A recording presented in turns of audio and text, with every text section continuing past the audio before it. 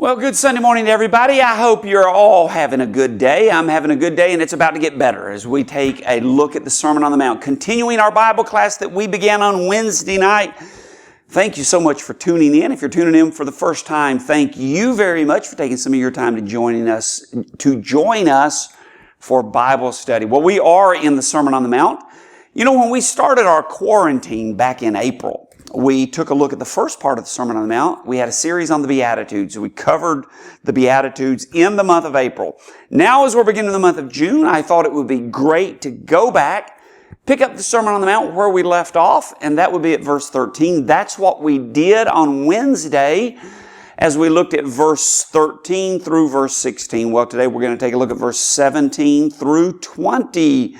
And so if you've got your New Testaments, and I hope that you do, you will want to open them to Matthew chapter 5, verse 17, and we're going to take a look at verse 17 through 20. Okay, let's begin by taking a look. Let's begin by reading it. How about that? Jesus says in verse 17, "Do not think that I came to abolish the law or the prophets. I did not come to abolish, but to fulfill." And then he says, "For truly I say to you, until heaven and earth pass away, not the smallest letter or stroke shall pass from the law until all is accomplished. Whoever then annuls one of the least of these commandments and teaches others to do the same shall be called least in the kingdom of heaven. But whoever keeps and teaches them, he shall be called great in the kingdom of heaven. For I say to you, that unless your righteousness surpasses that of the scribes and Pharisees, you will not enter the kingdom of heaven." Okay, let's take a look then at verse 17. What is this all about? "Do not think that I came to abolish the law or the prophets. I did not come to abolish it, but to fulfill it." Well, from what Jesus says in that verse there in verse 17, it seems that some of his listeners, and perhaps it is the more legalistically minded Jews, perhaps they are thinking that Jesus is some sort of revolutionary and he is on a mission to destroy the Old Testament. And that's what the word abolish means, by the way. The word abolish is a word that's frequently connected with the destruction of a building. There's a couple of places that we can look at. We could see that. Let me show you just one. Why don't I? So we'll just stay here in the book of Matthew. Turn over to Matthew chapter 24. This is Matthew chapter 24. This is that chapter where Jesus is talking about the destruction of the temple. And in verse 2, his disciples come up to him. He's on the Mount of Olives, and they call his attention to the temple buildings. And he drops this bomb on them, verse 2. "And he said to them, 'Do you not see all these things? Truly I say to you, not one stone here will be left upon another, which will not be torn down.'" That word torn down in the New American Standard, those two words, or some translations say that will not be destroyed. That is the same word that's used here in Matthew chapter 5 and verse 17 that's translated abolished. So when Jesus says, "I didn't come to abolish the Old Testament," and that's what he's talking about, by the way. He doesn't actually say the Old Testament. He says the law and the prophets. But that was the common way of describing the Old Testament in Jesus' day. They didn't say, "Get out your Old Testaments." They said, "Get out the law and the prophets." And so when he says abolish, he means destroy. Don't think that I have come to destroy the Old Testament. I want to remove that potential misunderstanding. Whatever you've heard, if that's what you've heard, Jesus is saying that is simply not true. And he makes it completely, crystal clear that his mission is not to destroy the Old Testament, but it is to, in his words, take a look into verse 17, it is to fulfill it. Well, what does that word fulfill mean? Well, the Greek word that is used here is a word that means to bring to completion, to complete, to bring something to a desired end. And so Jesus says, "I came not to destroy the Old Testament, but to bring the Old Testament to a desired end. I came to bring it to completion." You know, up to this point in Matthew's gospel, he's already emphasized how the Old Testament is pointing and prophesying about Jesus. Let's take a look at it. Matthew chapter 1, we'll flip through these really quick. Matthew chapter 1 down in verse 22 when he's talking about the birth of Christ, the conception of Christ. Now all this took place to fulfill what was spoken by the Lord through the prophet. And then he quotes in verse 23 from Isaiah. Look down at chapter 2 rather, verses 5 and 6. When the Magi came and they were looking for the newborn Messiah. And Herod brought them together and wanted to know, and brought his chief priests and scribes together to inquire where the Messiah was. And they said to him in verse 5, in Bethlehem of Judea, for this is what has been written by the prophets. Take a look at verse 14 and 15. So Joseph got up. This is when God, of course, warned him that Herod was going to be looking for him. Joseph got up, took the child and his mother while it was still night, and left for Egypt. He remained there until the death of Herod. This was to fulfill what had been spoken by the Lord through the prophet. Down in verse 17 and 18. When the slaughter of the children happened in Bethlehem, Matthew writes, then what had been spoken through Jeremiah, the prophet, was fulfilled. And then in verse 23 of chapter 2, and Jesus came and lived, that is his family, came and lived in a city called Nazareth. This was to fulfill what was spoken through the prophets. He shall be called a Nazarene. So Matthew's already been saying, as he's been describing the birth and the early days of Christ, how all of this was prophesied in the Old Testament. And so when Jesus says, I've not come to destroy the Old Testament, I've come to fulfill it. I've come to bring it to its completion. What he means is the entire Old Testament, everything in the law and the prophets, pointed forward to me. I am the central character in the Old Testament. Everything that was prophesied had me as the very center of it. You know, nowhere do we see that more clearly in the New Testament, of course, than the book of Hebrews. The book of Hebrews, more than any other, shows that Jesus Christ is the fulfillment of Old Testament prophecy. It talks about how the Old Testament pointed to something that was coming and emphasizes, well, that something is Jesus. How the Old Testament was a shadow of something, and Jesus was the reality of that shadow. How the Old Testament was making preparation for something, how it was laying the groundwork for something, and that something was Jesus Christ. How the Old Testament made promises concerning the future redemption of fallen, sin-infected human beings, and that it was going to be through the work of the Messiah that God was going to accomplish that redemption. Jesus Christ is the focus of the entire New Testament. And so that's what Jesus is saying here. I didn't come to destroy the Old Testament. I am the completion of the Old Testament. I bring the Old Testament to its desired end. Well, not only does he say that, not only does he mean that when he says, I've come to fulfill it, but if you'll look in verse 18, we're back in Matthew chapter 5 now, he further confirms that look, I'm not a revolutionary that has come for the purpose of destroying the Old Testament, because look what he says in verse 18, for truly I say to you. That's an expression that signals what he's about to say is absolutely authoritative, and what he is about to say is of the utmost importance. For I truly say to you. It functions much like the phrase that you often find in the prophets, thus saith the Lord.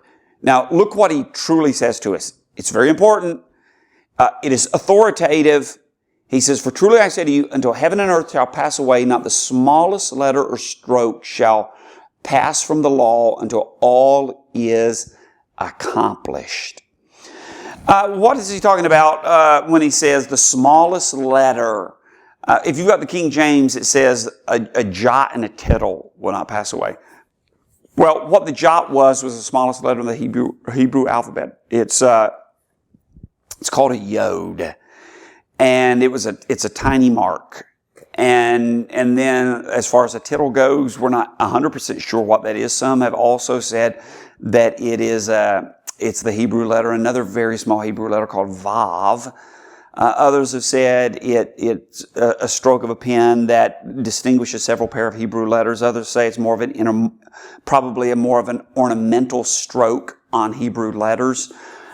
We don't know what it is, but it is a small pen stroke. We do know that. And so if you've got the New American Standard or you've got the NIV, that's why it translates this, not the smallest letter shall pass away, not the smallest stroke shall pass away from the law. That is the Old Testament. What he's doing here when he says this, and again, he sets it up with this, truly I say to you. He's saying that every tiny bit of God's plan and every tiny bit of God's purpose that the Old Testament prophesied about, every bit of it is critically important. Every bit of it is going to be accomplished. Not one tiny bit will fail. It's not going to be 99% accomplished. It's going to be 100% accomplished. It's not going to have an almost perfect record of accomplishment. It is going to have a perfect record of accomplishment. And so he is emphasizing what he's doing here. It is an incredible statement about his view of the inspiration of the Old Testament and the authority of the Old Testament. It's the highest view of Scripture that anyone can hold. All Old Testament prophecy will be fulfilled. Every single letter, every single stroke. And so that's what he means here. It all has to be accomplished. And this is not something that he just teaches here in the Sermon on the Mount. This is something that he's going to continue to teach throughout his ministry. For example, turn over to Luke chapter 24 for a second.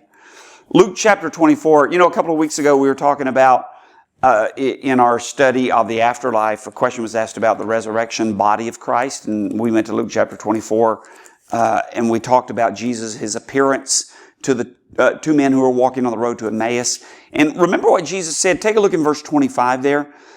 He says to them, before they really understood who he was, and he said to them, "O foolish men and slow of heart to believe in all that the prophets have spoken. Was it not necessary for the Christ to suffer these things and to enter into his glory?" The beginning with Moses and with all the prophets, he explained to them all things concerning himself in all the Scriptures.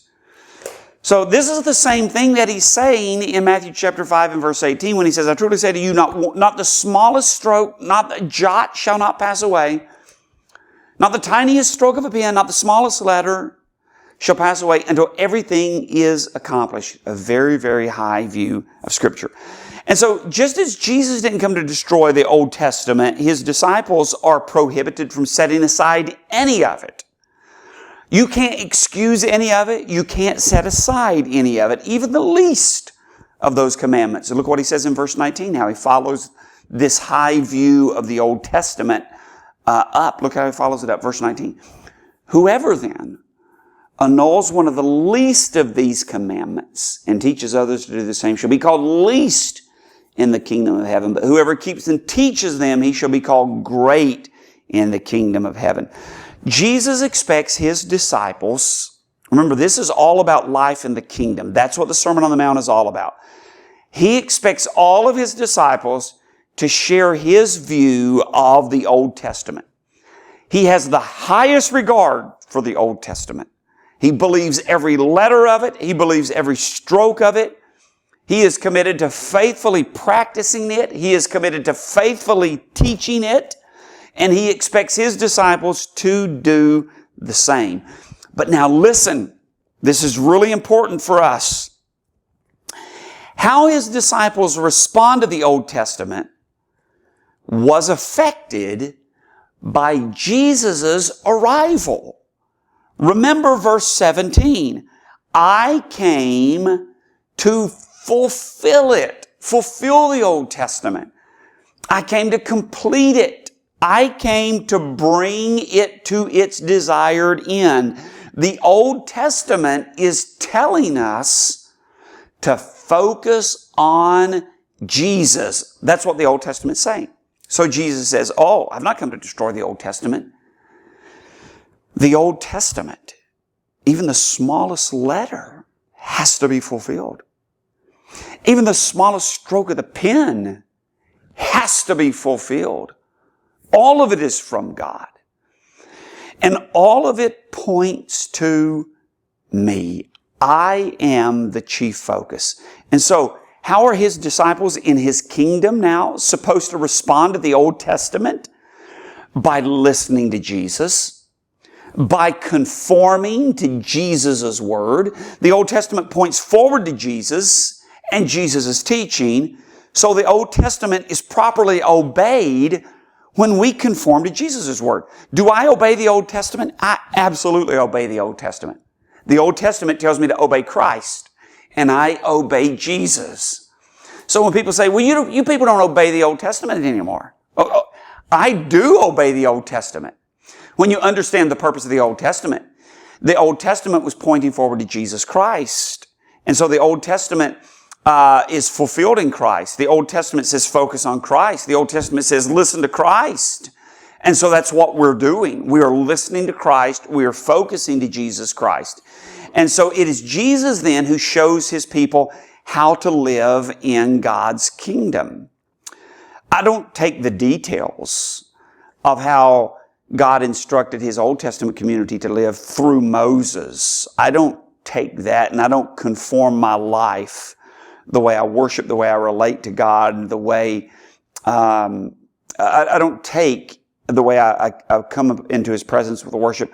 I don't listen to Moses on those details. All of those details were God-breathed. But you have to understand that all of those details were pointing us forward to Jesus. And so that when Jesus arrives, now we listen to Him. He's going to tell us how to live. He's going to tell us how to relate to God. He's going to tell us how to come into His presence with worship. And so that's the emphasis that Jesus is making then in verse 19. We completely submit to the Old Testament when we completely submit to Jesus Christ. Now, of course, one of the questions that people often ask is about verse 19 is this language of ranking. He talks about anybody who annuls the least of the commandments and teaches others to do the same is going to be called least in the kingdom. Whoever keeps them and teaches them is going to be called great in the kingdom. So what is all of that about? So, well, it obviously depends on the conformity to Jesus' teaching. Since it's His teaching that the Old Testament points to.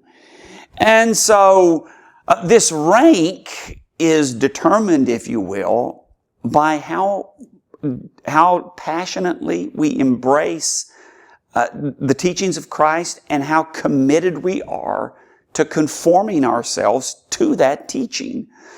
I think it's probably this ranking language is probably simply a figurative way of describing conduct that's pleasing to God and displeasing to God. In other words, whether or not God's pleased with us, least in the kingdom, or displeased with us, least in the kingdom, or great in the kingdom, pleased with us, whether or not God is pleased or displeased with us depends on the extent to which we conform to the teaching of Christ. I think that's the basic emphasis there of verse 19. Least and great. You're great in the kingdom. That means you have God's approval in the kingdom. If you embrace the teaching of Christ, you want to follow the teaching of Christ, and you want to teach others to follow the teaching of Christ. Whereas God is displeased if you do not embrace the teaching of Jesus and teach others to embrace that teaching as well. And so what it is, it's emphasizing the importance of conforming to His Word. Okay, let's talk about that then a little bit more as we move into verse 20. You know that very influential group of people that lived during Jesus' day that would have been very pleased with what Jesus said here. It would have been music to their ears. it would have changed their perspective about Jesus. All this talk about not one of the smallest letters of the Old Testament shall pass away, not one of the smallest strokes, not the smallest stroke of the pen shall pass away, and all the things of the Old Testament are accomplished. And whoever annuls even the least of these commandments and teaches others, they are the least in the kingdom. Whoever embraces even the smallest of these commandments and teaches others to do the same, they're called great in the kingdom. You know the group that would have loved hearing that. And that was the group that was called the Pharisees. In fact, they probably took these exact words of Jesus. And they probably went out to the masses. And they probably preached those exact same words. This is how you achieve right standing before God. Whenever anyone annuls the least of the commandments of the law and teaches others to do the same, he is least in the kingdom. They're probably saying those exact same words. And so he presents this model of obedience that the Pharisees would have absolutely loved. But the Pharisees, and how the Pharisees would have understood that, isn't even close to being sufficient. They're going to take what Jesus has said, and they're going to completely misapply it. And so that's what Jesus says what he does next. Look at verse 20. For I say to you that unless your righteousness surpasses that of the scribes and Pharisees, you will not enter the kingdom of heaven. Now, first of all, that word surpasses. I love that word surpasses. It's a very visual image. It's a word that is used to describe a river that overflows its banks. And so it's emphasizing not that your righteousness has to be a tad better than the Pharisees. It's emphasizing that it has to far exceed what the Pharisees have taught and what the Pharisees have practiced. Well, what do the Pharisees teach? And what do the Pharisees practice that is very different than what Jesus is saying here? Well, let's think about the Pharisaical model of obedience for just a minute. It begins with the word external. Remember, the Pharisees were concerned entirely with the externals. They were concerned with external observances of the law and tradition. They didn't think much about motives. They didn't think much about attitudes. They didn't think much about what was really in the deepest places, the deepest corners and crevices of their heart. That didn't matter.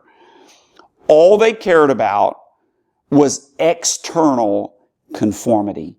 No matter how much they hated someone, as long as they didn't kill someone, then God was okay with that. We'll get more into that later in the Sermon on the Mount. No matter how much they lusted in their heart, as long as they don't commit the physical act of adultery, then everything is going to be okay. God's okay with that. All God cares about are the externals. Well, Jesus is going to talk about that later toward the end of his ministry, of course, in Matthew chapter 23. And he's going to paint this great picture. We talked about it before. You know, what we're talking about now, we actually discussed when we were discussing the Beatitudes. Jesus is really expounding here on some of the things that he mentions in the Beatitudes. And so I remember taking you to Matthew chapter 23 in the Beatitudes. We'll just go back to it again. This familiar language here. As he talks about, look down about verse 25, Matthew chapter 24 and verse 25. Woe to you, scribes and Pharisees, hypocrites! You clean the outside of the cup and the dish, but inside you're full of robbery and of self-indulgence. First clean, he says, you blind Pharisee, first clean the inside of the cup and the dish so that the outside of it may become clean as well. Remember me talking about that when we were talking about the Beatitudes, when we were talking about righteousness and what real righteousness is talking about? Well, that's what Jesus is, when he says your righteousness has to exceed that of the Pharisees, he has in mind their model of righteousness. And part of that model is they're all about the externals.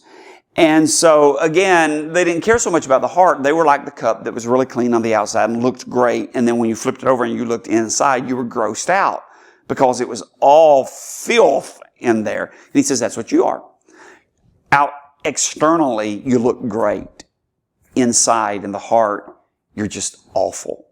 So yeah, you're going through the motions of the law. You're keeping the externals of the law. So that was the model of the Pharisees' obedience. Now, from verse 21, by the way, back in the Sermon on the Mount, as he begins in verse 21 and he's going to go through verse 48, he's going to really expand on this with specifics. And he's going to show that no, God's first concern with people is their heart. He's concerned about anger, and he's concerned about hatred, and he's concerned about lust. He's not just concerned about the outward manifestation of those things. And then he gets into chapter 6, and we'll see this eventually. In verses 1 through 8, he shows the same thing regarding religious ceremony. God's not interested in empty ritual. They would go through all of these external rituals, but their hearts would be so far from God. And so when we think about the Pharisees' model, why does Jesus say our righteousness has to exceed, far surpass that of the Pharisees? Well, when you think about the Pharisaical model, we understand that. Jesus is saying, look, it is important for you to obey, and it's important for you to teach others to obey. And when you do that, you will have God's approval. That is verse 19 of Matthew 5. But don't think that means that it's okay just to go through the outward motions of that.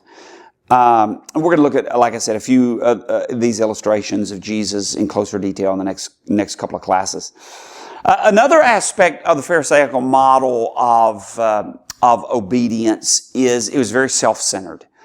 Not only was their righteousness really purely external, but it was completely self-centered. Okay, I said we're going to look at this later, and we will, but let me just point it out to you real quick for the time being. Go to Matthew chapter 6.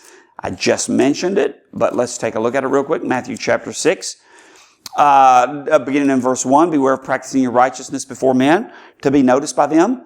Otherwise you have no reward with your Father who is in heaven. So when you give to the poor, do not sound the trumpet before you, as the hypocrites do in the synagogues and the streets, so that they may be seen, may be honored by men. Truly I say to you, they have their reward in full.